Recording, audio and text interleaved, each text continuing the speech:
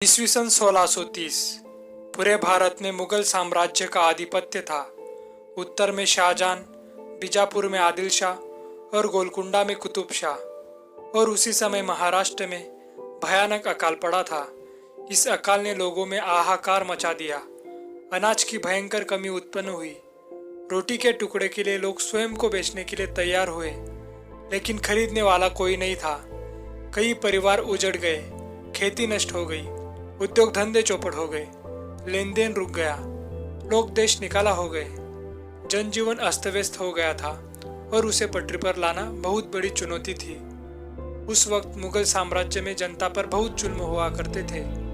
और उसी दौरान दूसरी तरफ शहाजी राजे भोसले स्वराज्य की स्थापना का सपना देख रहे थे। शहाजी राजे भोसले एक मराठा सेनापति थे जो कि डेक्कन सल्तनत के लिए कार्य करते थे, और उन्हीं का सपना पूर्ण करने के लिए उनके पुत्र ने जन्म लिया, जिनका नाम था छत्रपति शिवाजी महाराज।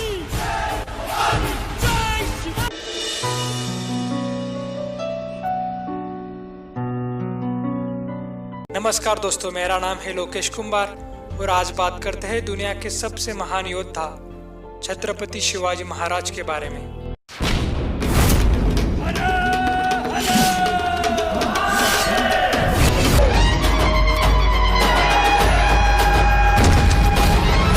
छत्रपति शिवाजी महाराज भारत के एक महान राजा एवं रणनीतिकार थे। उन्होंने ईस्वी सन 1674 में पश्चिम भारत में मराठा साम्राज्य की नींव रखी। उन्होंने कई वर्ष औरंगजेब के मुगल साम्राज्य से संघर्ष किया। छत्रपति शिवाजी महाराज का बचपन से ही सपना था कि वो पूरे हिंदुस्तान में हिंदवी स्वराज ला सके। हिंदवी स्वराज केवल हिंदुओं के लिए ही नहीं था, हिंदवी स्वराज हर किसी के लिए था, जिसमें जिस किसी के साथ सामान्य व्यवहार किया जाए, कोई जात धर्म के नाम पर कोई लड़ाई ना हो।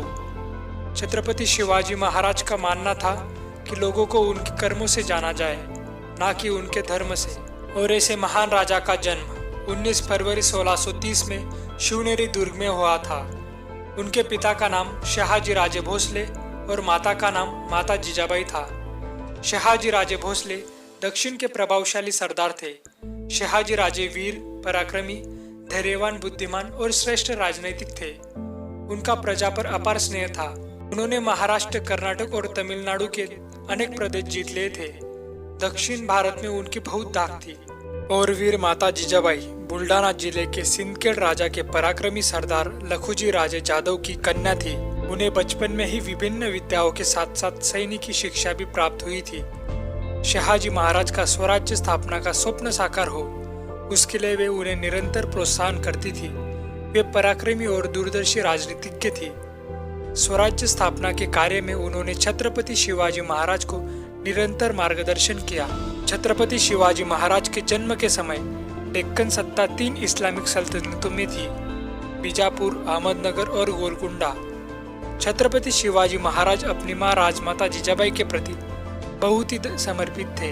उनकी माँ बहुत ही धार्मिक थी और उन्होंने राजे का नाम शंभु महादेव के नाम शिवाय से शिवाजी रखा, और आज उनका नाम छत्रपति शिवाजी महाराज से जाना जाता है। माता जीजाबाई छत्रपति शिवाजी महाराज को बचपन से ही युद्ध की कहानियां, रामायण महाभारत की कहानियां सुनाया करती थी। इसी दौरान शहाजी राजे ने दूसरा विवाह किया और अपनी दूसरी पत्नी तुकाबाई के साथ कर्नाटक में आदिल शाही की तरफ से सैन्य अभियानों के लिए चले गए। उन्होंने छत्रपति शिवाजी महाराज और माता जीजाबाई को दादोजी कोंडदेव के पास छोड़ दिया। दादोजी ने छत्रपति शिवाजी महाराज को बुनियादी लड़ाई तकनीकी के बारे में, जैसे कि घुड़सवारी, तलवारबाजी और निशानेबाजी सिखाई। शिवाजी महाराज का विवाह 14 मई 1640 में सईबाई निंबाड़कर के साथ लाल महल पुणे में हुआ था। छत्रपति शिवाजी महाराज बचपन से ही लोगों को स्वराज्य के प्रति प्रेरित करते थे। लोगों को स्वराज्य का सपना दिखाकर प्रोत्साहित करते थे। स्वराज्य की स्थापना का सपना पूर्ण करने के लिए छत्रपति शिवाजी महाराज ने एक सेना तैयार की। उसमें कुछ स्थानिक किसान और कुछ मावले थे। छत्रपति शिवाजी महाराज जानते थे कि स्वराज्य की स्थापना के लिए आवश्यक है किले, तो उन्होंने सर्वप्रथम किलों पर अधिकार बनाने का प्रयास किया। ईस्वी सन 1645 में सिर्फ 15 वर्ष की आयु में छत्रपति शिवाजी महाराज ने आदिल शाही सेना को आक्रमण की सूचना दिए बिना तोरना किला पर आक्रमण करके तोरना किला जीत लिया था।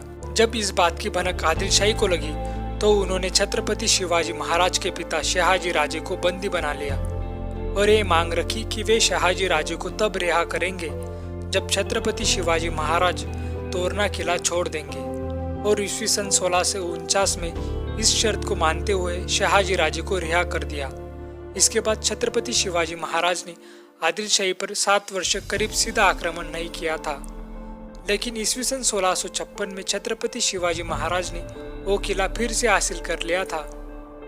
ईस्वी सन 1659 में छत्रपति शिवाजी महाराज से परेशान होकर आदिल शाही ने छत्रपति शिवाजी महाराज को मारने के लिए बहादुर सेनापति अफजल खान को भेजा। छत्रपति शिवाजी महाराज और अफजल खान 10 नवंबर 1659 को प्रतापगढ़ के माचे पर मिले। दोनों के बीच एक शर्त रखी गई कि वे दोनों अपने साथ केवल एक ही तलवार लेकर आएंगे। छत्रपति शिवाजी महाराज को अफजल खान पर भरोसा नहीं था, इसलिए उन्होंने अपने कपड़ों के नीचे कवच डाला और अपनी दाई भुजा पर बागनक रखा और अफजल खान से मिलने चले गए। अफजल खान को लगा कि मैं इतना शक्तिशाली हूँ कि छत्रपति शिवाजी महाराज को अपने भुजाओं से दबोच लूं, वे मेरे समक्ष टिक नहीं पाएंगे। लेकिन छत्रपति शिवाजी महाराज को पहले से ही अंदाजा था, इसलिए वे पूरी तैयारी के साथ गए थे। दोनों आपस में मिले और अफजल खान ने छत्रपति शिवाजी महाराज को दबोचने की कोशिश की और उन पर वार किया, लेकिन कवच की वजह से वे बच गए। और फिर छत्रपति शिवाजी महाराज ने अपने बागनक से अफजल खान पर हमला कर दिया। हमला इतना घातक था कि अफजल खान बुरी तरह से घायल हो गया और उसकी मृत्यु हो गई।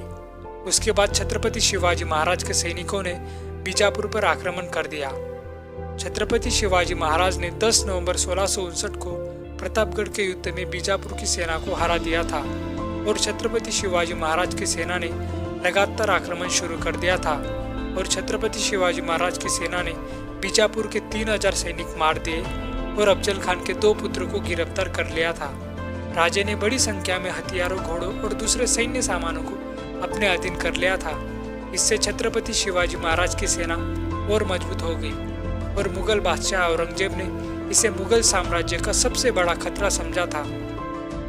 मुगलों के शासक औरंगजेब का ध्यान उत्तर भारत के बाद दक्षिण भारत की तरफ गया। उसे छत्रपति शिवाजी महाराज के बारे में पहले से ही मालूम था। औरंगजेब ने दक्षिण भारत में अपने मामा शाइस्ता खान को सूबेदार बना दिया था। शाइस्ता खान अपने 15,000 सैनिकों को लेकर पुणे पहुंच गया और उसने वहां लूटपाट शुरू कर दी। राजे ने अपने 350 मावले के साथ उन पर हमला कर दिया था। तब शाइस्ता खान अपनी जान बचाकर भाग खड़ा हुआ था और शाइस्ता खान को इस हमले में अपनी 3 उंगलियां गंवानी पड़ी थी। इस हमले में छत्रपति शिवाजी महाराज ने शाइस्ता खान के पुत्र और उनके 40 सैनिकों का वध कर दिया था। शाइस्ता खान ने पुणे से बाहर मुगल सेना के पास जाकर शरण ली और औरंगजेब ने शर्मिंदगी के मारे शाइस्ता खान को दक्षिण भारत से हटाकर बंगाल का सूबेदार बना दिया था।